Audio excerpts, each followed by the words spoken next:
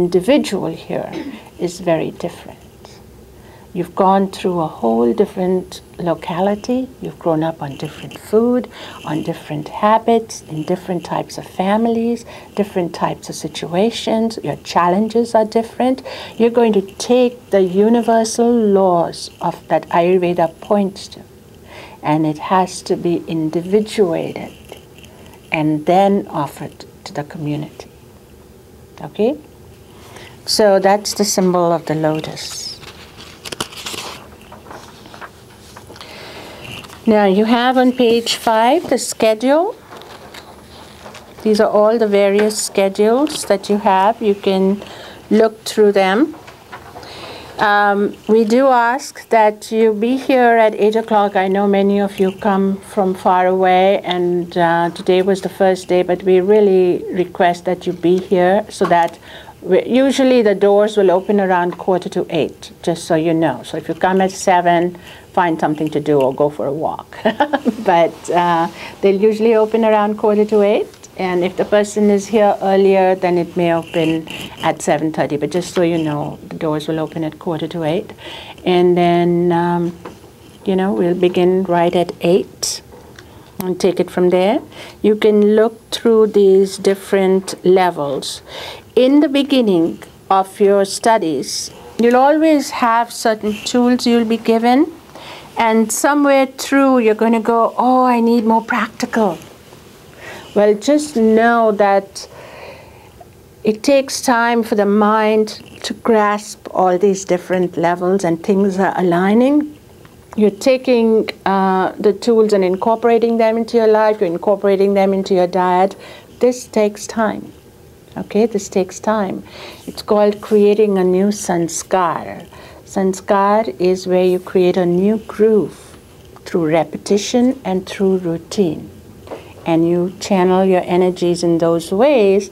And this is to get aligned with the greater flow of life. If you're moving with the grand wave of things, it carries you much further, like a surfer. Okay? When the surfer gets that big wave, how far does he go? Right? He takes that great swirl and he goes there, versus swimming just by himself. So Ayurveda will give you tools on how to mount the great wave, which is already flowing. There are certain creative forces that flow in certain times of the day. There are certain rejuvenative, transformative forces that flow at other times in the day. It's great when you align slowly your routine to do the creative activity at that time, or to do rejuvenative activity at a certain time, if you move with those forces. And they move seasonally, and they move in different seasons in your life. Your individual life also has different seasons. So you're going to find different forces are awake in different seasons of your life, aside from in the day, aside from in the day and night, aside from the season, aside from the climate. And you learn that more in detail in about your 4th month. Okay? So you'll be going through these different, I don't need to go through them all. You can read them. There's the essence of Ayurveda in the first month.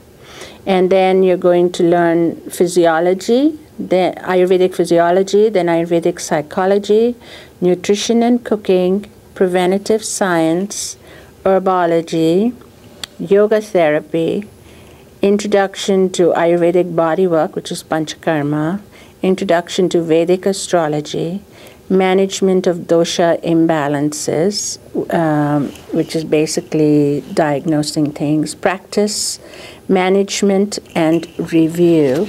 That's what you're going to learn in these months, okay, each month. Ayurvedic Wellness Counselor Training, which is this program.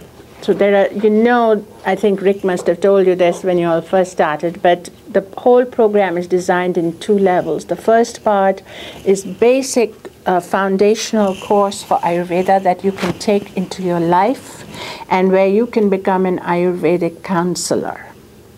Okay? So lifestyle counseling, lifestyle coach, you can do that. You can work with doctors. Doctors don't have the time to spend in what it takes to hold somebody's hand and to lead them through these levels. But you can do that. At the end of this course, you can join up with other levels. You cannot treat people for diseases. You haven't learned that, and that would be practicing medicine without a license. Okay? Ayurveda today does not have a license. There are state-certified schools, which means that it makes it a legal profession. And it will stay legal provided you do not violate it and you start treating asthma and diabetes, etc.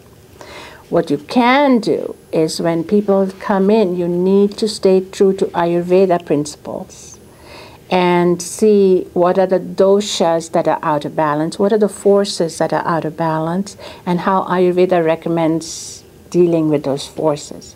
What you cannot do is